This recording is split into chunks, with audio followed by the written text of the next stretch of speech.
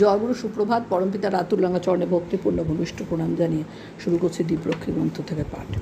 সেবাদী Bible নিয়ে এসে এক জায়গা খুলে জিজ্ঞাসা করলেন, he who will not take his cross and follow after me is not worthy of me. বাইবেলের এই উক্তির মানে কি? ঠাকুর, এখানে ক্রস মানে সাফারিংস, দুঃখ কষ্ট। সেবাদী, এটার মানেও তো বুঝতে পারি না।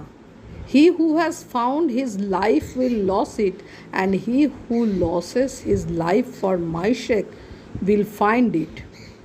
যে নিজ জীবনের খোঁজ করবে সে জীবন হারাবে, আর যে আমার জন্য তার জীবন হারাবে সে তার জীবন খুঁজে পাবে।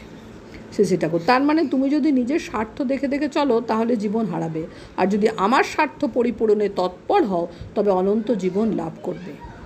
সেবাদী এই কথাগুলি এক জায়গায় টুকে রাখলেন। হরিপদদা সামনে এসে বললেন, নরেন তপস্বী চিঠি লিখেছে, তার বাড়িতে রোগ লেগেই থাকে, বারবার ডাক্তার দেখিয়েও সারাতে পারছে না। শ্রী ঠাকুর, বারবার অসুখ হয় কেন? হরিপদদা, চেষ্টা তো করছে অনেক। শ্রী ঠাকুর, তা তো বুঝলাম, কিন্তু অসুখ হয় কেন? ভালো করে লিখে দে, বারবার অসুখ হয় কেন? তোমার পারিবারিক সদাচারের কি গোলযোগ আছে? সেগুলি খুঁজে বের করো, করে যাতে সেগুলি দূর করতে পারো তাই করো। এই সময় মণিভাদুরীদা এসে একটি মেয়ের কথা বললেন। তার ঘাড়ে কয়েকদিন হলো ভূত চেপেছে, ঘণ্টাখানেক প্রায় অজ্ঞান করে রাখে।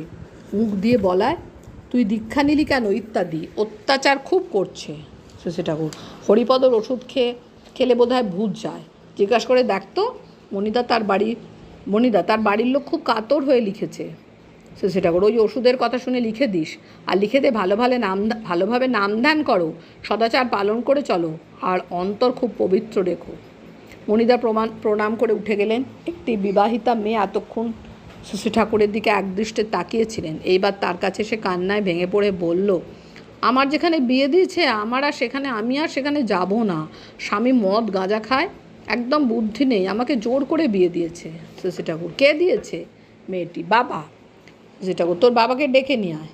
মেয়েটি তার বাবাকে ডেকে নিয়ে এলো। সেটাকে সব শুনলেন।